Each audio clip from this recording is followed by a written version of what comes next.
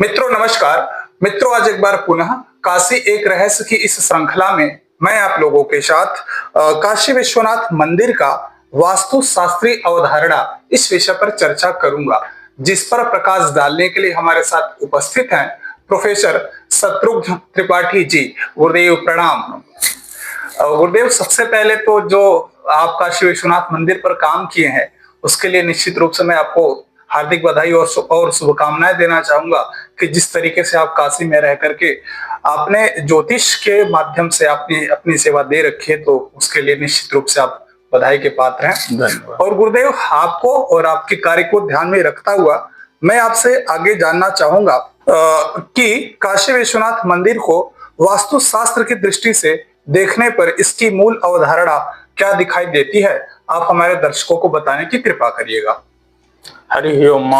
गंगा तरंगरमणि यजटा कलापम गौरे निरंतर विभूषित वाम भागम नारायण प्रियमनंग मदापहारम वाराणसी पुरपति भज विश्वनाथम। जय विश्वनाथ। मित्रों, काशी सर्व प्रकाशिका, काशी इस त्रैलोक में एक अलग स्थान अपने आप को रखती है। ये मुक्त करने वाली भूमि है जी। और ऐसी भूमि पर बाबा विश्वेश्वर, बाबा विश्वनाथ, इनके ऊपर परिचर्चा करना अपने आप में एक बहुत बड़ा कार्य है। हम इतने बड़े आराध्य प्रभु की विषय में हम लोग कोई भी परिचर्चा या जितनी भी हम लोग सोचें या जितनी भी शोध हो, जितनी भी हमारी पैनी दृष्टि हो, बहुत छोटी सी है। सा काशी के नमीयते जो बात है, इस काशी को मापा नहीं जा सकता। जब काशी को नहीं माप सकते तब बाबा विश्वनाथ के विषय में कुछ भी चिंतन बहुत छोटा सा है। लेकिन आज जो समाज है, जो वैज्ञानिकता का युग है, इसमें हर विषय की परिचर्चा करना भी आवश्यक है। नई पीढ़ी जाने कि हमारी काशी की मौलिकता, बाबा विश्वनाथ की जो मौलिकता है वो क्या है। ये असामान्य है। आप देखें, 4 वेद, 6 शास्त्र, पुराण आदि हमारे सनातन परंपरा के रीढ़ यही है, यही मूल स्रोत है। इनके बिना सनातन परिवार में कुछ होता नहीं, न हुआ है। काशी के विषय में वर्णित करने वाले जितने भी ग्रंथ हैं, चाहे स्कंद पुराण का काशी खंड हो या अन्य त्रिस्थली सेतु हो, बहुत सारे ग्रंथ हैं जो काशी के वैभव को, काशी की महत्ता को, बहुत सारे पुराणों में कार्य हैं। कोई पुराण नहीं है जिसमें काशी की परिचर्चा नहीं हो। ऐसी परिचर्चा में जब बाबा विश्वनाथ की बात आती है जी, काशी विश्वनाथ की हम परिचर्चा करते हैं, तो ऐसे में मुख्य रूप से सबसे पहले हमें समझना पड़ता है कि बाबा विश्वनाथ की लिंग की जो स्थिति थी काशी में, वो कैसी थी। इसका एक ही संसाधन है जानना, हमारे प्राचीन ग्रंथों का आलोडन करना। प्राचीन जो अनुभव गम्य जो हमारे विद्वान हैं, जो परंपरागत काशी के विषय में और बाबा विश्वनाथ के विषय में जानते हैं, उनके क्या अभिमत है। तो आपको बताएं, ज्योतिष शास्त्र के जिस प्रकार से 18 प्रवर्तक है, वैसे ही वास्तु शास्त्र के भी 18 प्रवर्तक ऐसे हो। और हमारे वास्तु में केवल गृह वास्तु नहीं है, सबसे बड़ा इसका जो पक्ष है वो है देवालय, प्रासाद वास्तु। आप देखें, देश का एक मंदिर नहीं है जो प्रासाद वास्तु की परंपरा से हटके बना है। तो जैसे ही बाबा विश्वनाथ के ऊपर जो उच्च न्यायालय में केस आदि हुए ज्ञानवापी को लेकर के, और इस प्रसंग में जब सर्वे का गवर्नमेंट ने अनुमति देने वाली थी और विवाद चल रहा था, उसी बीच में बाबा विश्वनाथ की कामना से ही, बाबा विश्वनाथ के चिंतन की परंपरा से ही हमारे मन में आया कि क्यों न इस विश्वनाथ जो मंदिर है, काशी विश्वनाथ का प्रांगण है, इसके विषय में हम थोड़ा खोजें कि हमारी वास्तुशास्त्रीय अवधारणा क्या है, वास्तुशास्त्र कैसे इसे देखता है, क्या समझता है, किन किन परंपराओं का अनुपालन हुआ है, कौन सी प्रविधि लगी, क्या क्या ऐसे हैं। क्योंकि इतनी बड़ी मंदिर के छोटे से गृह के निर्माण में जहां वास्तुशास्त्र के नियमों का परिपालन होता है, वहां इतना बड़ा अलौकिक कार्य हुआ होगा, मनुष्य ने बनाया होगा, तो निश्चित रूप से इसमें वास्तुशास्त्रीय अवधारणाओं का पूर्णतया पालन किया गया हो। इस प्रसंग में मैंने सोचा कि इसे देखनी चाहिए हमें कि हमारी परंपरा क्या है। मित्रों, आपको बताएं, इसमें मूल रूप से हमने काशी खंड को अध्ययन किया। हमारे वास्तुशास्त्र के जितने ग्रंथ हैं, चाहे अपराजित परीक्षा हो, समरांगण सूत्रधार हो, बृहत संहिता हो, प्रसाद मंडनम हो, देवालय चंद्रिका हो, या आचार्य मंडन के जितने भी ग्रंथ हैं जो प्रसाद वास्तु से संलग्न है, इसके बाद मयमतम है जो बहुत सारे विषयों को ज्ञान देता है। राजवल्लभ मंडनकार का तो मंडनकार की बात ही अलग है। वाराणसी वैभव जो है, त्रिस्थली सेतु है, ये सारे ग्रंथ ऐसे हैं जो काशी के ज्ञान को संकलित करके वैभव के रूप में समाहित है समाज के सामने। तो इनको बिना पढ़ा, लिंग पुराण को बिना पढ़े, पद्म पुराण को बिना पढ़े, इस पे जब चिंतन करेंगे तो अभाव सा प्रतीत होगा। इसलिए इनका अध्ययन जरूरी है। मैं इन सारे समग्रता से इन विषयों को वास्तुशास्त्रीय अवधारणा के परिप्रेक्ष्य में देखा, पढ़ा, तब लगा कि यह बाबा विश्वनाथ का जो विश्वेश्वर का जो प्रासाद है, जिसे ज्ञानवापी लोग कहते हैं, हम लोग तो बाबा विश्वेश्वर का प्रासाद ही कहते हैं, वो पूर्णतया वास्तुशास्त्रीय अवधारणाओं के अनुरूप बना था। एक एक चीज, एक एक ईंट, एक एक माप वास्तुशास्त्र की परंपरा से बनाए गए थे। और आपको बताएं कि अभी परिचर्चा के क्रम में आएगा तो मैं एक एक चीजों को बताऊंगा कि कैसे किस किस क्रम से बाबा विश्वनाथ की प्रतिष्ठा से लेकर के, आगमन से लेकर के, निर्माण प्रविधि से लेकर के, पूजन से लेकर के, उनके दिक्, उनका स्थान आदि का निर्धारण किस किस क्रम से हुआ। यह एक शोध के रूप में मुझे जो नवनीत मिला वो मैं आपके समक्ष रख रहा हूं। धन्यवाद गुरुजी। आगे आप हमारे दर्शकों को बताने की विशेष रूप से कृपा करें। बताइए, काशी विश्वनाथ का जो मंदिर, विश्वेश्वर का जो मंदिर, और वस्तुतः जो 3 प्रकार के नागर, बेसर और द्राविड़ शैली है, जो 3 शैली है वास्तुशास्त्र की हमारी परंपरागत, उसमें नागर शैली का, चूंकि उत्तर भारत में इसके प्रसिद्ध ही है, इसलिए नागर शैली में इसका निर्माण कराया गया। बहुत सारे ऐतिहासिक साक्ष्य को छोड़ दें, मैं सीधे आता हूं मूल पे। तो जब मूल का आलोडन आप करेंगे तो 3 तरह के मंदिर की जो संभावना कही, या 3 तरह के मंदिर की परिचर्चा हमारे शास्त्रों में मिलती है। पहला तो है अभिमुक्तेश्वर मंदिर। यह कदाचित जो आज तथाकथित ज्ञानवापी स्थान है उससे उत्तर में रहा होगा वास्तुशास्त्रीय अवधारणा के सापेक्ष। दूसरा जो ज्ञानवापी स्थल है वो वस्तुतः काशी विश्वेश्वर का ही स्थान है। वहां जो स्थिति दिखती है, जो वास्तुशास्त्रीय अवधारणाएं मिलती हैं, या जो ग्रंथकार जिन जिन विशेषताओं को कहते हैं वो सारा वहां घटित होता है। तीसरा विश्वनाथ जी का मंदिर जो आज प्रसिद्ध है, जहां पे अहिल्याबाई द्वारा जो बाद में निर्मित हुआ, जिसका आज हम लोग दर्शन करते हैं। और आप देखिए कि अभिमुक्तेश्वर के बाद काशी विश्वेश्वर हुए और विश्वेश्वर विश्वनाथ हो गए। तो 3 तरह के मंदिर की परिचर्चा हमारे शास्त्रों में मिलती है, जिसमें आप अभी जो बना, बाद में जो बना है, जिनका हम दर्शन करते हैं, ये बाबा काशी विश्वनाथ का मंदिर है, अहिल्याबाई द्वारा बनाया गया। यह मंदिर, इस मंदिर की चर्चा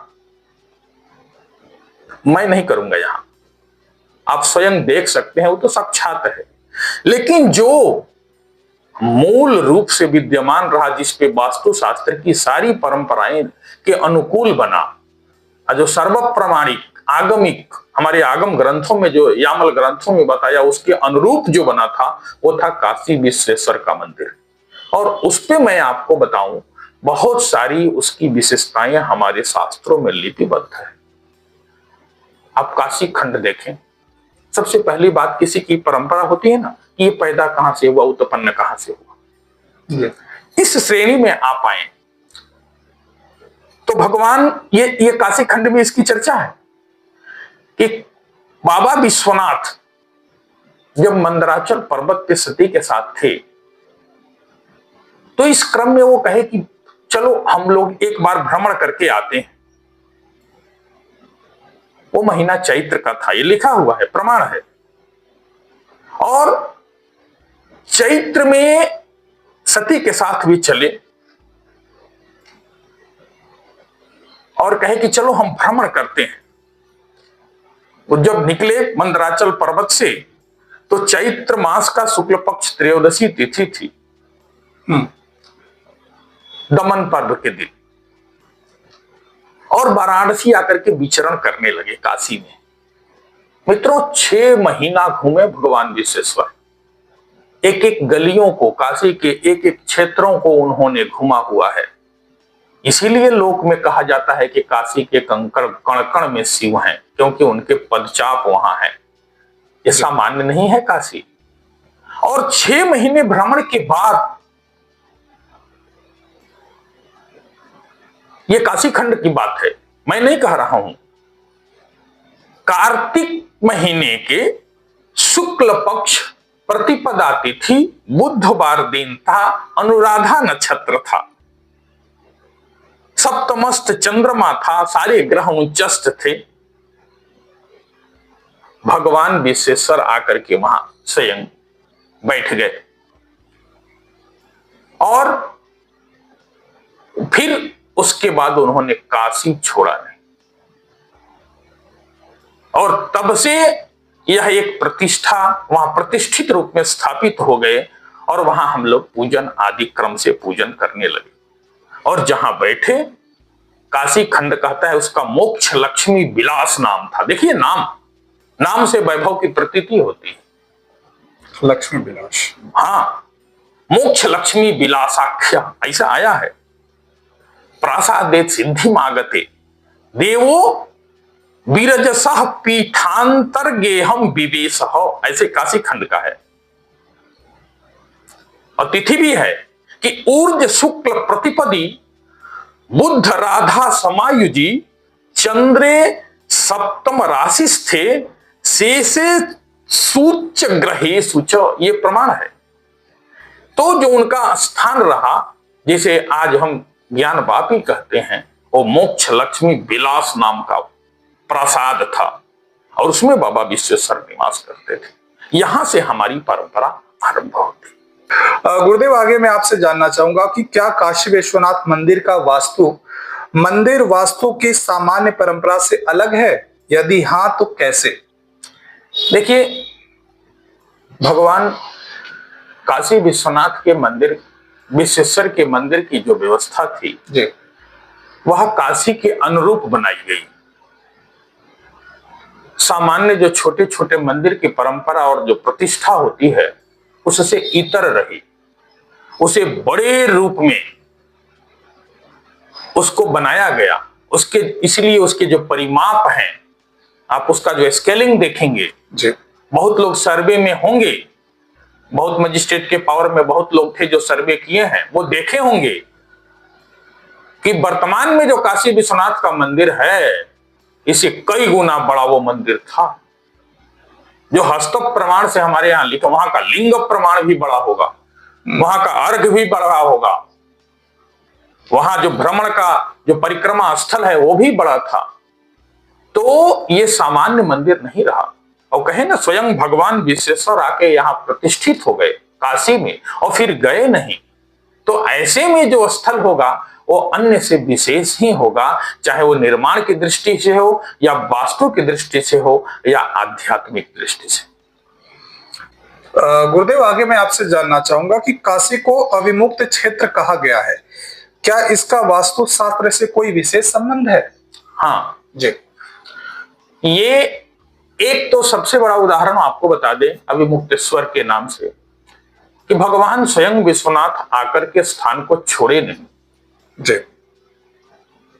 इस स्थान का त्याग नहीं किया उन्होंने, इसलिए अविमुक्त स्थान है। और जो उस रूप में प्रतिष्ठित हुए वो अविमुक्तेश्वर हुए। और यहां वास्तु के दृष्टि से तो बहुत नहीं, लेकिन आध्यात्मिक दृष्टि से, दार्शनिक दृष्टि से बहुत बड़ा है। स्वयं जहां भगवान आकर के विराजमान हो गए, वह हम बोलते हैं कि गुरुओं का आगमन, देवता का आगमन, ये होना ही वास्तु के अपने आप में अद्वितीय वास्तु का लक्षण है।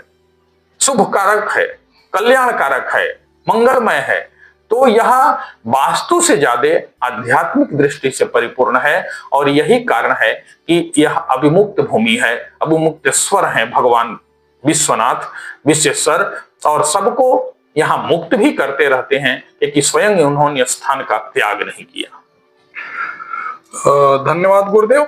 गुरुदेव, आगे मैं आपसे जानना चाहूंगा कि मंदिर की दिशात्मक स्थिति वास्तु शास्त्र में किस सिद्धांत पर आधारित है? देखिए, जब हम लोग वास्तु में कहीं भी किसी स्थान का भी हम लोग अध्ययन करते हैं, देखे होंगे या परीक्षण करते हैं जी, तो सबसे पहले हम लोग दिक् का ज्ञान करते हैं, दिशा का। दिक्, देश और काल, ये तीन चीजें हैं।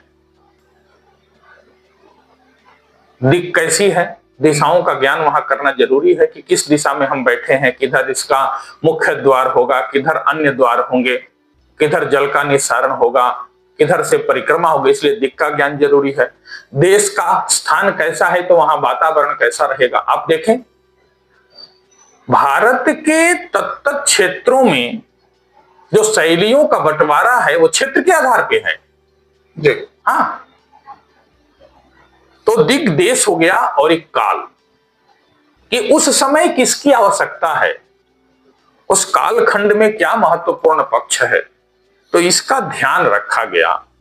और आप जब देखेंगे इन ग्रंथों को, जिसको मैंने बताया, चाहे वो त्रिस्थली सेतु हो, वाराणसी वैभव हो, काशी खंड हो, लिंग पुराण हो, वास्तु के ग्रंथ हैं, वहां कहा कि भगवान विश्वेश्वर का मंदिर जो था वो बिल्कुल गंगा का किनारे रहा और वहां पश्चिमाभिमुख रहा। आज भी आप जाके देख सकते हैं श्रृंगार गौरी, जो कि अर्धनिर्मित स्थिति है, आपको दिखेगी जी। वो श्रृंगार मंडप जो है, उसकी जो परिकल्पना है वो पश्चिम में है, वो वास्तु शास्त्र की भी दृष्टि से है और काशी खंड भी वही कह रहा है, सेम, कोई उसमें तो अंतर नहीं है। पश्चिम से होकर के पूर्वाभिमुख लोग प्रवेश करते थे, 4 द्वार थे काशी विश्वेश्वर के मंदिर में और 4 मंडप थे। चारों मंडप अलग अलग अपने अपने ज्ञान और वैभव के लिए प्रसिद्ध था। जो श्रृंगार मंडप देखते हैं उसमें भगवती का स्थान था, इसलिए श्रृंगार मंडप था। भगवान विश्वनाथ स्वयं चल के वहां आते हैं अंतर्गृह के रूप में और आते हैं, भगवती से मिलते हैं,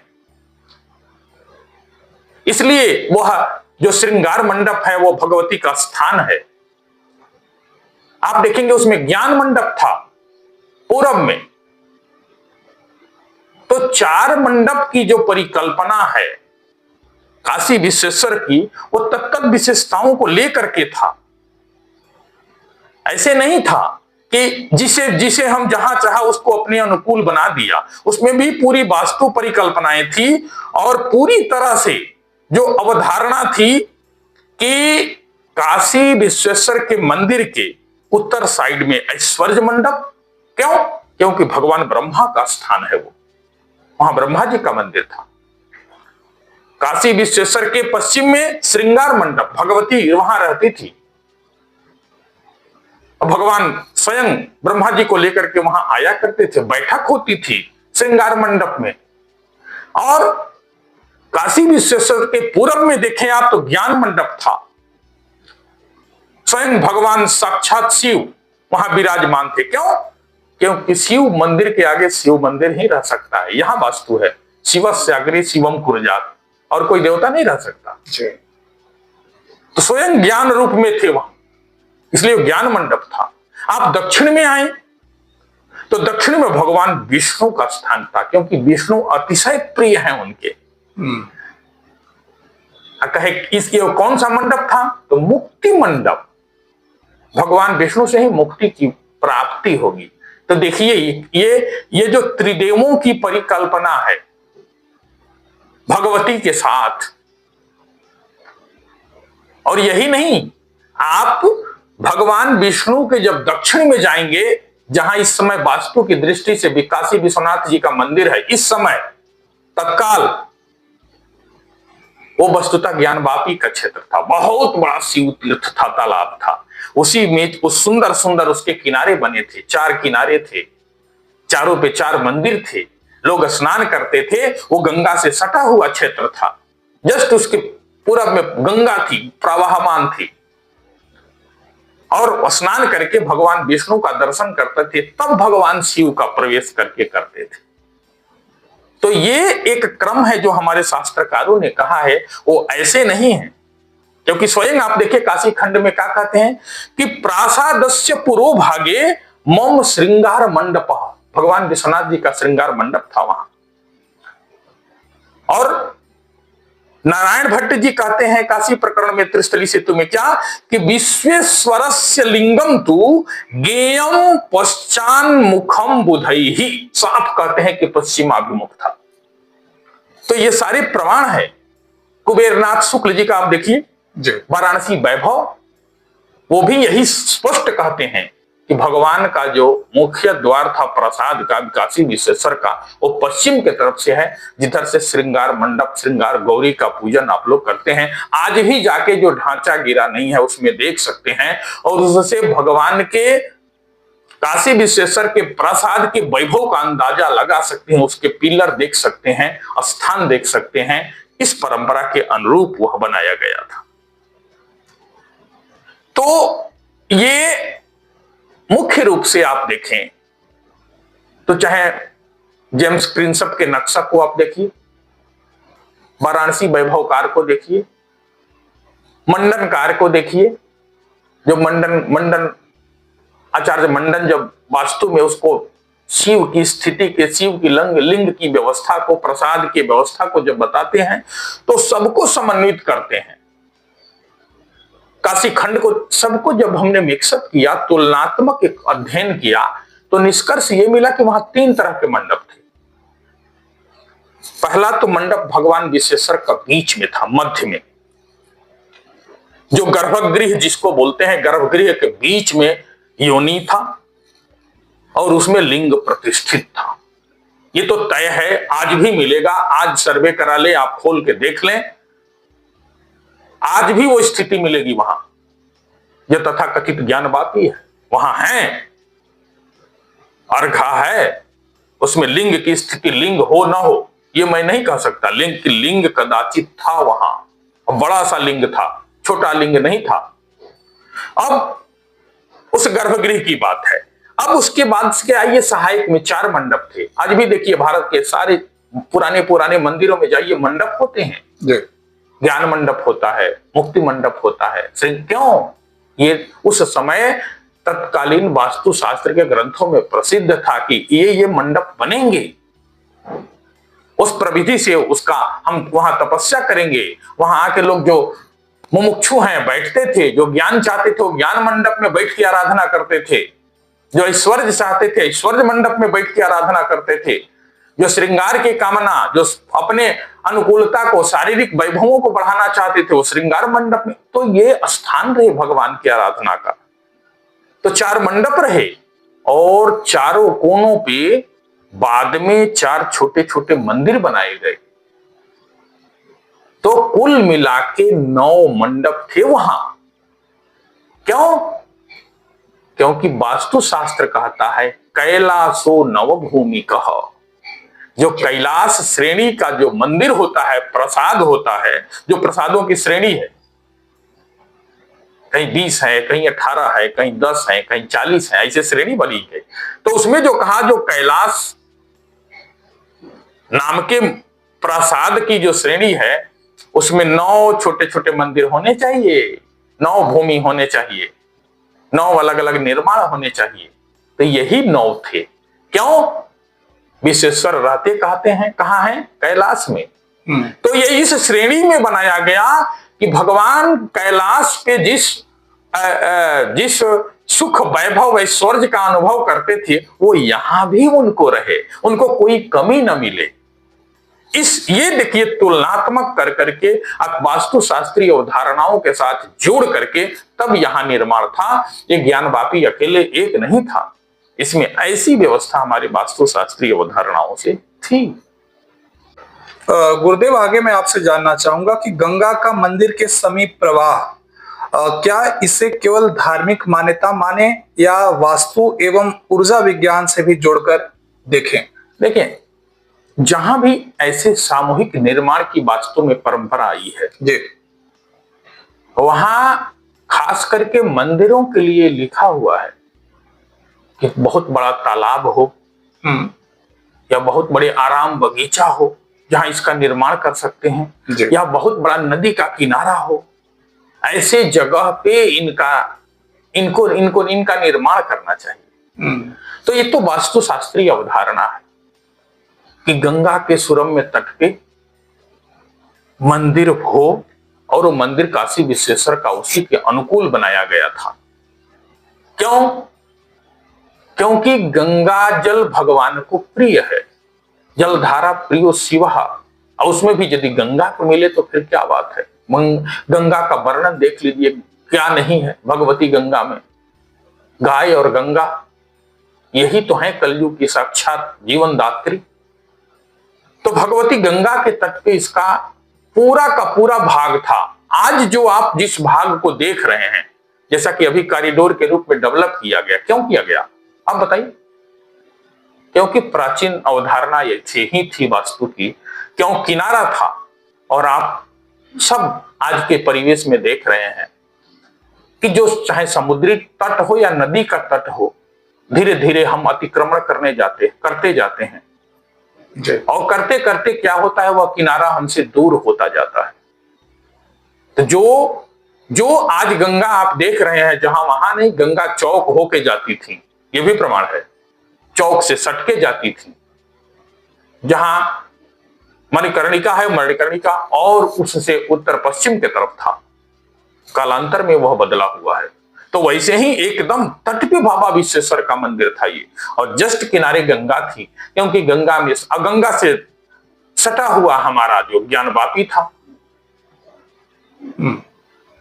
और उसका जल जो हमारे भगवान शिव के जो चढ़े हुए जल है, वो फिर जाके गंगा जी में मिल जाता था, जाकर के शुद्ध हो जाता था। इधर से हम गंगा स्नान करते थे, तालाब हमारा भरता था। बहुत सारे काशी के ऐसे तालाब है जिनका साक्षात गंगा से लिंक है। क्या कहेंगे इसको? ये इसलिए कि वो भी किसी न किसी तरह गंगा के प्रवाह से, गंगा के जल से वंचित न हो, इसलिए ये इतने अच्छे निर्माण और इतनी अच्छी परंपराएं और इतनी अच्छी तकनीकी का इस्तेमाल करके जोड़ा गया है। चाहे लोलार कुंड हो, बहुत सारे कुंड हैं, लक्ष्मी कुंड हो, सब गंगा के जल स्तर से बढ़ते घटते रहते हैं। तो ये साक्षात प्रमाण है, और ये ऊर्जावान है, ये प्राकृतिक दृष्टि से अच्छा है। जहां भीड़ हो, समूह हो, वहां हमें शैत्य चाहिए, पावनत्व चाहिए, हमें ऑक्सीजन बढ़िया चाहिए। इसलिए ये वास्तुशास्त्र में परिकल्पित एक प्रविधि है कि जहां मंदिर बने वहां बहुत बड़ा तालाब हो, नदी का किनारा हो, क्योंकि वहां समूह आएगा, एक व्यक्ति नहीं आएगा, और सबके लिए जीवन दात्री हो, सबके लिए सुखकर हो। इस परंपरा के अनुपालन के आधार पे सारी प्रक्रियाओं को हमारी काशी विश्वेश्वर का निर्माण स्थल परिपूर्ण करता है। गुरुदेव, आगे मैं आपसे जानना चाहूंगा कि क्या काशी विश्वनाथ मंदिर के गर्भगृह का स्थान विशेष ऊर्जा केंद्र के रूप में समझा जा सकता है? देखिए, जब भी वास्तुशास्त्र के दृष्टि से हम लोग मंदिर का निर्माण करते हैं तो आप देखें, जो मुख्य स्थल होता है, जो मुख्य मूर्ति जहां पे स्थापित की जाती है, लिंग जहां पे स्थापित किया जाता है, वो वस्तुतः उस प्रासाद का गर्भस्थल होता है, मध्य होता है, मध्य केंद्र होता है वह। और केंद्र में स्थापित करने से क्या होता है, सारी भूमि को उसकी ऊर्जा का लाभ मिलता है। तो जो हमारा जो गर्भगृह है वो असामान्य है, उसकी प्रक्रिया विशेष होती है निर्माण की, कि कितना बड़ा गर्भगृह होगा तो कितना बड़ा मंडप होगा। ये सब आपस में वास्तु के हिसाब है, यहां ऐसा नहीं है, मनमाना नहीं बनाया जाता। और कितना बड़ा गर्भगृह है तो कितना बड़ा उसमें अर्घा बनेगा, और कितना बड़ा अर्घा है तो कितना बड़ा लिंग होगा। ये सबका वास्तुशास्त्रीय आपस में संबंध है। ऐसा नहीं है कि हम अपने मनचाहे माप से इसका निर्माण कर लेते हैं। कितने अंगुल का लिंग होगा, ये सबके आपस में समन्वित संबंध है। और केवल यही नहीं मित्रों, गर्भगृह की ऊंचाई कितनी बड़ी होगी, गर्भगृह का दरवाजा कितना बड़ा होगा, और जो गर्भगृह में द्वार होंगे वो कैसे होंगे, और गर्भगृह के ऊपर निर्मित होने वाला शिखर का प्रमाण क्या होगा, कहां से वर्तुलाकार होता जाएगा, फिर ऊपर जो कलश रखा गया, ऐसे नहीं है, जगती से लेकर के और शीर्ष तक, पताका तक, ये वास्तुशास्त्र के अलग अलग प्रमाण हैं। और ये सब जब बन जाता है तब हम लोग उसे मंदिर कहते हैं। एक भी कमी होगी तो उसमें प्राण का आधान नहीं होता, और तब वहां देवता और देवत्व का आधान होता है, तब वहां लिंग रखते हैं, तब प्रतिष्ठित करते हैं, तब उसमें ऊर्जा और आध्यात्मिक जो बल है वो आता है, और वही हम भगवान के रूप में उनकी पूजन करते हैं, कामना करते हैं। यह हमारी एक परंपराबद्ध और वैज्ञानिक पद्धति से संलग्न विषय है।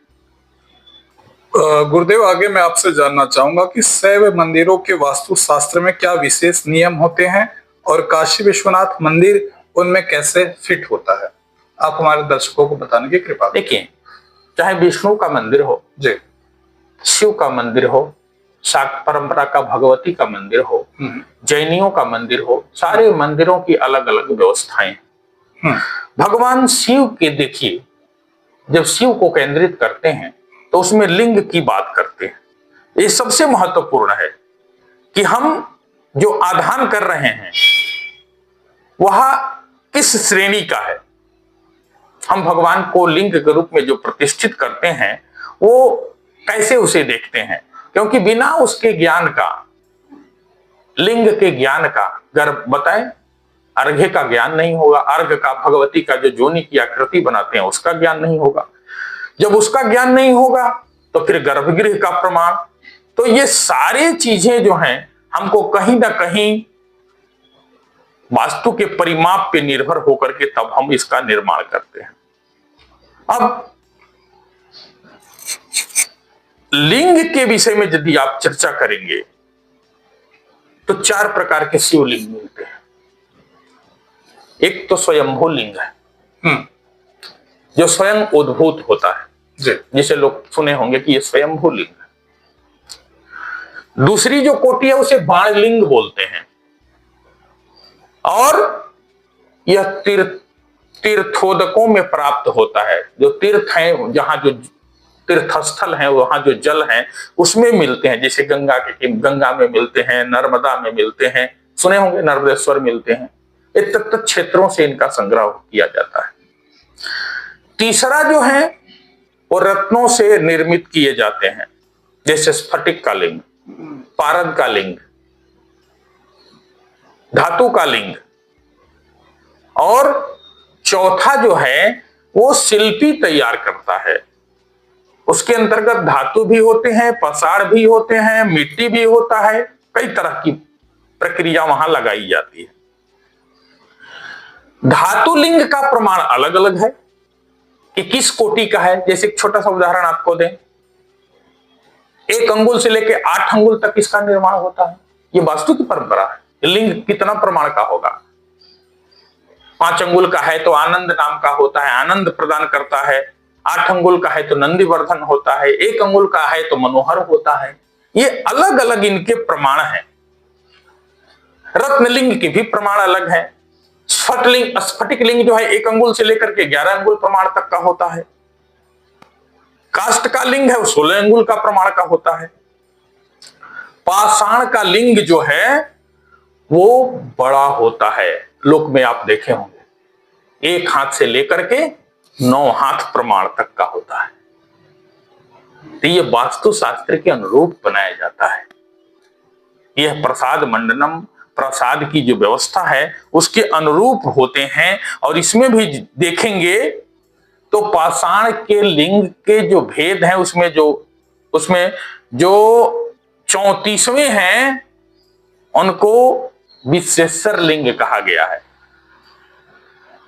तो कदाचित ये भी हो सकता है कि हमारे विश्वेश्वर जो हों वो पाषाण के लिंग के रूप में उपस्थित हो। यहां ये वास्तुशास्त्र की स्थिति से आपको बता रहे हैं। अब विशेष करके जब देखते हैं शिवलिंग बाण लिंग के रूप में जो जिनकी परिचर्चा है वो ज्यादा प्राप्त होते हैं, जो तीर्थस्थलों में पाए जाते हैं। और सबसे बड़ी बताएं, बाण लिंग की विशेषता होती है आप 3 बार तौलें या 5 बार तौलें, हर बार उनका वजन अलग अलग आएगा।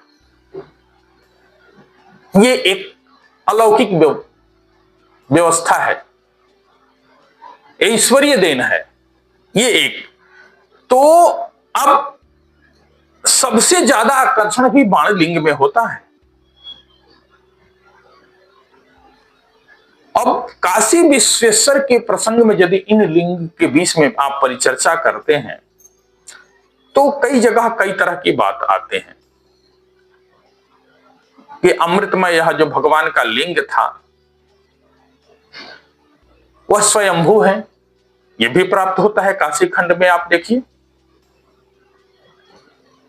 त्रिस्थली सेतु देखिए, या जो कृतकल्प तरु आदि इस तरह के जो ग्रंथ हैं उसमें काशी विश्वेश्वर नाम से प्राप्त होता है। और मैंने भी जो देखा वो सर्वाधिक जो हमें प्राप्त हुए वो विश्वेश्वर नाम से ही प्राप्त हुए और काफी परिचर्चा उसमें मिलती है। जैसे अभी मुक्तेश्वर के लिए मैंने कह रहा था कि मंदराद अरिगते नापी क्षेत्रम नैतत् पिनाकिना विमुक्तम लिंग रूपेण अभिमुक्तम तथा स्मृतम। वही बात है, क्योंकि छोड़ा नहीं भगवान विश्वेश्वर ने इस स्थान को, इसलिए इनकी ये स्थिति हमारे काशी के रूप में प्रतिष्ठित हो पाई। गुरुदेव, आगे मैं आपसे जानना चाहूंगा कि वास्तु शास्त्र में काल की क्या भूमिका है और काशी में इसका उदाहरण कैसे देखने को मिलता है? देखिए, काल तो आप जानते हैं जी, अनंत है, अव्यक्त है। और काल की गणना करना ही ज्योतिष का कार्य है, ज्योतिष शास्त्र का। काल के वशीभूत पूरे प्राणी है, जितने भी स्थावर जंगम है सब हैं। और काशी के लिए यह जो काल है अतीव महत्वपूर्ण है। जिस काल खंड में बाबा काशी विश्वेश्वर आकर के काशी में निवास किए होंगे, सोचिए वह कालखंड कैसा रहा होगा। और जो स्वयं काल के नियंता हैं, काल जिनके वशीभूत है, काल जहां से उत्पन्न होता है, ऐसे बाबा महाकाल के रूप में प्रतिष्ठित काशी विश्वेश्वर, काशी विश्वनाथ के इस नगरी में हम लोग हैं, तो हम प्रतिक्षण उनके कालखंडों का ही भोग कर रहे हैं, उनके जीवन को ही भोग कर रहे हैं। उनके जीवन से उत्पन्न जो आशीर्वाद है उसी का उपभोग हम लोग प्रतिदिन कर रहे हैं। यानी हम लोग प्रतिदिन जिस काल गति में जी रहे हो वो भगवान विश्वनाथ का कालखंड है। गुरुदेव, आगे मैं आपसे जानना चाहूंगा कि ज्ञान वापी की परिकल्पना क्या है? आप हमारे दर्शकों देखिए, को बताइए। जो जैसे ही परिचर्चा काशी विश्वनाथ की हो रही थी जी। अब ज्ञान वापी देखिए आप मस्जिद नाम से प्रसिद्ध है, यही कहते हैं कि ज्ञान वापी मस्जिद है। ये बिल्कुल अनौचित्य है। क्या किसी मस्जिद का नाम ऐसा हो सकता है? आप शब्दों से अर्थ लगाइए। ज्ञान वापी अलग है, मस्जिद अलग है। ज्ञान वापी तो भगवान विश्वेश्वर का जो प्रसाद था उसके बगल से दक्षिण भाग में निर्मित एक बहुत बड़ा सरोवर था। और स्वयं देखिए काशी खंड में क्या कहते हैं कि जोष्टमूर्तिर महादेव पुराणे परिपठ्यते तस्यै सांबुमयी मूर्तिर ज्ञानदा ज्ञान वापिका। ये कहा है, उनमें कहा लिखा है किसी लिटरेचर में मस्जिद के? और आगे भी कहा कि देवस्य दक्षिणे भागे, जहां आज मंदिर काशी विश्वेश्वर का मंदिर था जिसे लोग ज्ञान वापी मस्जिद कहते हैं, वो विश्वेश्वर का स्थान था। ठीक उसके बगल में जहां आज विश्वनाथ जी का मंदिर स्थित है वहां तत्र वापी सुबोधका तदम्बु प्रासनम निर्णाम न पुनर्भव हेतवे, अब पुनर्भव हेतवे। देखिए, तो ये ज्ञान वापी की जो स्थिति थी वो भगवान विश्वेश्वर के मंदिर से दक्षिण में स्थित थी और ये बहुत सुंदर एक तालाब था और ज्योतिष की भाषा में इसे शिव तीर्थ कहते जहां शिवालय जहां बनेगा वहां शिव तीर्थ भी बनेगा। इसलिए गंगा से जोड़ करके वह शिव तीर्थ का निर्माण किया गया था जो ज्ञानदात्री ज्ञान वापी के नाम से प्रसिद्ध थी और बहुत बड़े आकार का था, प्रकार का था। उसका एक प्रमाण भी हमारे ज्योतिष शास्त्र में मिलता है कि घटिते सत सहस्त्रेषु बाणे पंचशतेषु च स्वभुवि सहस्त्रहस्ते शिव तीर्थोदकम स्मृतम। ये अपराजित परीक्षा का है कि हमारे किस तरह का लिंग है तो कितना बड़ा तालाब बनाया जाएगा, शिव तीर्थ बनाया जाएगा। जैसे जो घटित शिवलिंग का जो हमने जिसकी चर्चा की उसके आधार पे 100 हाथ व्यास का शिव तीर्थ होगा। जो बाणलिंग जिसकी चर्चा मैं कर रहा हूं कि कदाचित काशी विश्वेश्वर का जो लिंग रहा होगा वो बाण कोटि का, बाण लिंग की परिमाप का होगा। यहां 500 हाथ व्यास का शिव तीर्थ की बात है, तो इतनी बड़ी हमारी ज्ञान वापी रही होगी। अब 4 प्रकार की वापी की चर्चा हमारे वास्तु में देखिए आती है। नंदा, भद्रा, जया और चतुर्थी जो होती है वो विजया नाम की होती है। ये चारों वापी अपने अपने वक्त्र से और कूट से युक्त होती थी जैसा कि दिखाई देता है और इसका विस्तृत स्वरूप था जो आज देख रहे हैं। मनुष्य की आयु अल्पायु है। ये ज्ञान वापी का ही स्थान है कि जहां वो टूटने के बाद जब विदेश आक्रमणकारियों ने जब हमारे विश्वेश्वर के मंदिर को तोड़ दिया तो उसके बाद वही स्थल खाली था और बहुत निम्न स्थल का था। वहां मिट्टी को बराबर करके बहुत चीज करके और जैसी परिणति काशी विश्वेश्वर में उस समय लोगों ने देखी थी या परिकल्पित थी वही ढांचा के रूप में जो बनाया गया वो आपको आज काशी विश्वनाथ का मंदिर दिखता है। वो जगह खाली था, उसके आगे पीछे जो मंदिर की व्यवस्थाएं थी वो भी थी। तो ये ज्ञान वापी सामान्य नहीं है, ये बहुत बड़ा तालाब है और उसमें दिशाओं की स्थितियां भी थी। ज्ञान वापी के दक्षिण में महाकालेश्वर की परिकल्पना थी, देख लें, आज भी उस रूप में प्रतिष्ठित है। पश्चिम में दंडपाणी थे, देखिए वही अनुकरण करके बनाया गया है काशी विश्वनाथ के मंदिर में। देखिए उत्तर में नंदीश्वर थे और पूर्व में आइए तारकेश्वर थे। आज भी देखिए जो विश्वनाथ जी का मंदिर बना है, ठीक उनके मंदिर के पूर्व साइड में भी एक लिंग रख करके पूजन होता है और पश्चिम में भी। तो जो पश्चिम में है वो दंडपाणी है, जाके पूछिए देखिए, और जो पूरब में है वो तारकेश्वर है। आज भी उनका वही नाम रखा गया है। क्यों? ये वास्तु शास्त्रीय परंपराओं से निर्मित थे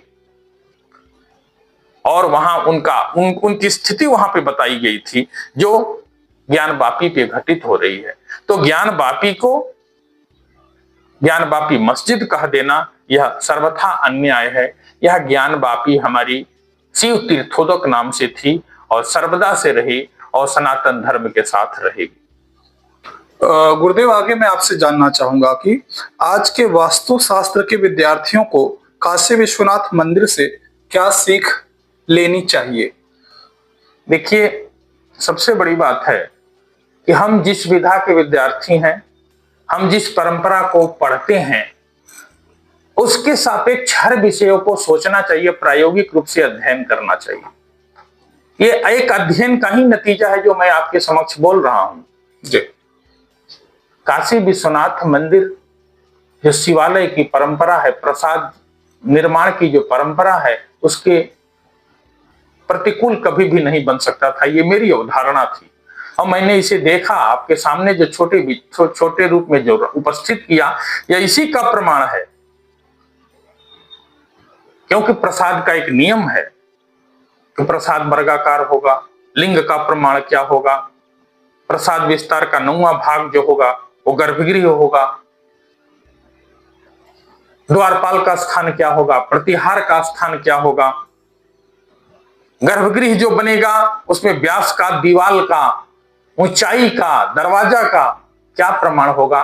तो आज के वास्तु शास्त्र के विद्यार्थियों को जाकर के ये काशी विश्वनाथ ही नहीं, ऐसे जितने भी मंदिर है, चाहे बेसर शैली के हो या द्रविड़ शैली के हो, नागर के अतिरिक्त भी, वहां जाकर के अध्ययन करना चाहिए कि कितनी गंभीर हमारी वास्तु शास्त्र की परंपरा रही और उसका प्रायोगिक रूप से वहां अध्ययन करें कि आखिर कौन कौन सी विशेषताएं हैं जो इतने दीर्घकालिक हजारों वर्ष के निर्माण आज भी स्थित है। कैसी टेक्नोलॉजी रही, कैसी तकनीकी रही, कैसा ज्ञान रहा कि उस समय का द्वारपाल का बना हुआ अंगुलियां, हाथ, हाथी के दांत आज भी वैसे ही सुरक्षित हैं। तो ये सीख लेनी चाहिए। काशी विश्वनाथ को जाकर के देखना चाहिए। पुराने जो काशी विश्वेश्वर का मंदिर है, तथाकथित जिसे ज्ञानवापी मस्जिद कहते हैं, उसे जाके आप देखें तो पता चल जाएगा कि हमारी जो अवधारणा थी, हमारी वास्तु शास्त्र की उन्नति उस काल में कितनी थी जिस काल में इसका निर्माण किया हो। और गुरुदेव, अंत में आपसे मैं जानना चाहूंगा कि आपके अनुसार काशी विश्वनाथ मंदिर वास्तु, आध्यात्म और दर्शन का संगम कैसे है? बिल्कुल है। बोले कि हम ज्योतिष के लोग हैं, जो वास्तु शास्त्र, ज्योतिष आदि पढ़ते हैं, ये जब जाएंगे तो अपनी वास्तु शास्त्रीय अवधारणाओं को पढ़ेंगे, वास्तु शास्त्र की दृष्टि से देखेंगे कि क्या क्या महत्वपूर्ण है, कैसे यहाँ लिंग का निर्माण है। एक हाथ का लिंग है तो अर्घा कितना बड़ा है, उसका व्यास कितना बड़ा है। और जब कोई आध्यात्मिक व्यक्ति जाएगा तो भगवान लिंग, मित्रों, लिंग में भी देवताओं के आधान होते हैं। 9, 8 और 7 भाग करके इसको बनाया जाता है। 9 भाग लिंग का नीचे वाला ब्रह्मा का स्थान होता है, उसके बाद 8 भाग विष्णु का होता है, उसका बाद जो 7 भाग बचा ऊपर वाला वो भगवान शिव का होता है। तो ये भगवान ब्रह्मा, विष्णु, महेश तीनों उस लिंग में समाहित हैं। ये असामान्य है। देखे होंगे नंदी को जो स्थापित किया जाता है, भगवान नंदी के लिए जो व्यवस्थाएं कहा कि कई जगह, कई मंदिरों में आप देखें, ठीक दरवाजे के सामने भगवान नंदी को स्थापित वाहन को किया गया। कहीं कहीं उत्तर में किया गया, कहीं कहीं दक्षिण में किया गया है। ये इसलिए कि भगवान शिव का मुख चारों तरफ है, कोई एक दिशा उनके लिए नहीं है। विशेष करके आप देखेंगे तो सामने, जैसा कि यहां भी जो हमारा काशी विश्वेश्वर का मंदिर है, वहां जो मुख्य रूप से नंदी का स्थान रहा होगा वो पश्चिम में रहा होगा, एकदम सामने जहां से प्रवेश करते हैं उस द्वार पे रहा होगा, उस पे क्षति पहुंचाई गई होगी, या फिर उनके स्थान को बदल दिया गया होगा उनको उठा करके। आज अभी देखें, अभी जो नंदी का स्थान है वो दक्षिण दिशा में है, और नंदी को बनाने के पहले भी वास्तुशास्त्रीय परिमाप है मित्रों। क्यों? ठीक कान के सीधाई में नंदी का कान उसकी सीधा जो आंख के सामने जाता है, आप देखिएगा हर व्यक्ति का ये आंख से जुड़ा हुआ जो भाग है वो कान के मध्य होके जाता है। कोई भी व्यक्ति ऐसा नहीं होगा जिसे इसे इतर होगा। तो ये भाग बिल्कुल लिंग के मध्य को देखता है नंदी का ये भाग। क्यों? भगवान शिव को प्रिय कौन है? भगवान विष्णु। तो उस लिंग में भी आप विष्णु का दर्शन करते हैं तब भगवान शिव खुश होते हैं। इसलिए आजकल की एक परंपरा देखे होंगे, लोग जाकर के कान में नंदी को बोलते हैं कि कामना सिद्ध करो। वो ये नहीं है। कान के सिधाई से भगवान शिव के लिंग में समाहित जो विष्णु है उनके दर्शन और उन तक पहुंचाने की बात है कि हे प्रभु आप पहुंचाइए भगवान शिव को कि मेरी कामना सिद्ध करे। ये वास्तु है, ये हमारी अनूठी परंपरा है, ये अध्यात्म को जोड़ने वाली वास्तु है और ये हमारी परंपरा रही है। इस दृष्टि से भगवान की आध्यात्मिक दृष्टि का भी लाभ लेना चाहिए। और दर्शन तो पूरा है, समग्र दर्शन की उत्पत्ति भगवान शिव से हुई है। जितने ज्ञान है नृत्यावसानी नटराज राजो, देख लीजिए, चाहे व्याकरण शास्त्र की उत्पत्ति है, हमारे ज्योतिष में आइए जो सूत्र निकले, अब कहटा मट परता नया भज चलो, इसी से तो जो अष्टोत्तर शत चक्र है, शतपथ चक्र है, सारे बने। नहीं तो नामे नहीं रख पाते हम लोग ज्योतिषी लोग किसी का। इसी में स्वर लगे, पांचों स्वर लगे, तो ये मूल ही हैं। तो दर्शन की तो तमाम व्यापकता है, ये दर्शन के विद्वान बताएंगे। विशेष रूप से भगवान विश्वनाथ को हर व्यक्ति अपनी अपनी दृष्टि से पढ़ता है, समझने की कोशिश करता है। अनंत है, अनंत ज्ञान उसमें भरा है, अनंत ज्योति है। हमारे जैसे लोग तो छोटी सी ज्योति का हजारावां हिस्सा भी नहीं देख पाए। इन पे जितना लिखा जाए, जितना पढ़ा जाए, जितना किया जाए, सब कम है। और ऐसे अवसर पे भगवान विश्वनाथ को, माता अन्नपूर्णा को, ज्ञानवापी तीर्थ को, भगवती गंगा को, और जिन्होंने पूरे इस समग्र काशी का भ्रमण किया, ऐसे भगवान शिव को प्रणाम करते हुए मैं अपने वक्तव्य को यहीं समाप्त करता हूं। हर हर महादेव। गुरुदेव, आपके पास समय का अभाव रहता है, इसके बाद भी मेरे द्वारा एक बार प्रार्थना करने मात्र से ही आपने जो मुझे इस अत्यंत गूढ़ विषय पर समय देने का कष्ट किया, उसके लिए निश्चित रूप से मैं आपका धन्यवाद और आभार प्रकट करना चाहूंगा।